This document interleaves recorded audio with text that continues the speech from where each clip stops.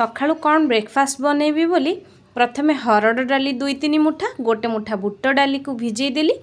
आउ जीरा लंका अदा ताकू टिके छेची देली लुण हलदी आउ लंका अदा जीरार छेचा दे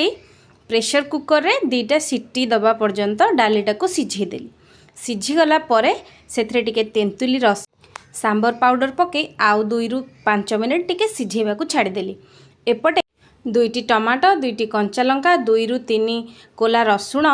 बाटिकी आमर दोसा बैटर रे भल भाव रे मिसई देली आउ टिके स्वाद मुताबक लुण तेल रे सुखिला लंका सोरिष आउ भुर्संग पत्र देई आमर डाली जो सिझे रखी सेटा छुंक करी रखिनेली इंस्टेंट सांबर हो गला टमाटो सहित आउ दोसा बैटर जो प्रस्तुत करी रखी ताकू गर्मा गरम तावा रे टिके तेल देई कड़कड़िया मुरमुरिया